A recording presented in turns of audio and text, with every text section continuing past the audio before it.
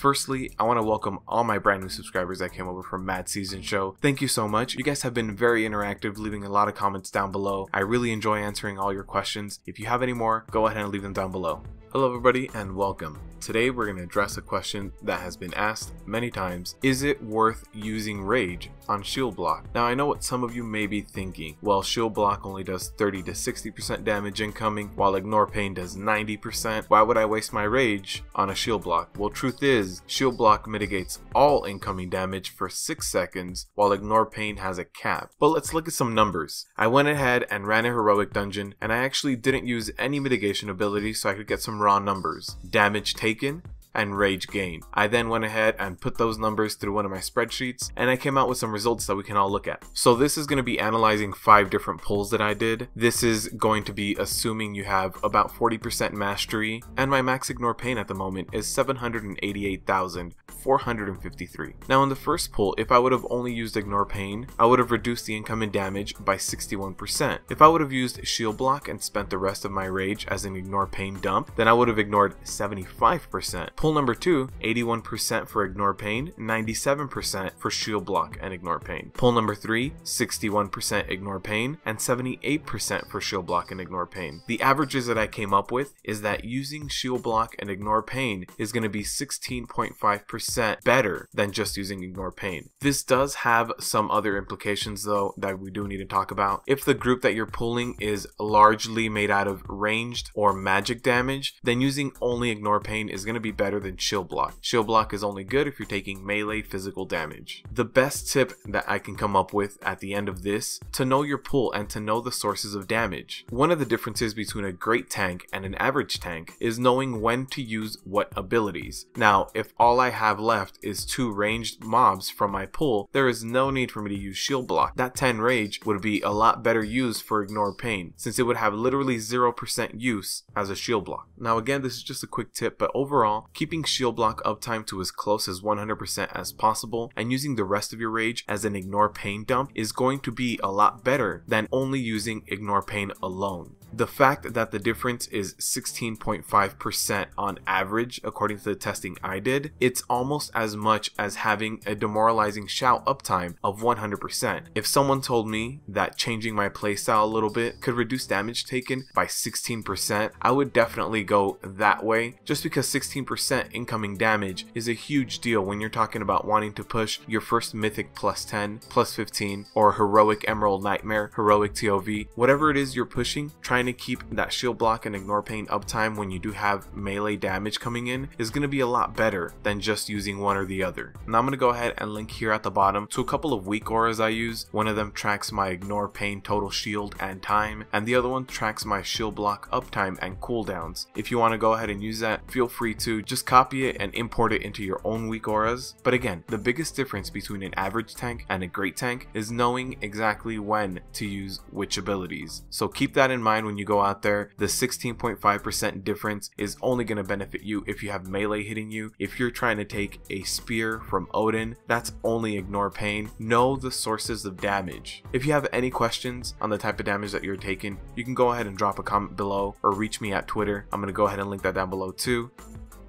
But as always, good luck tanking out there.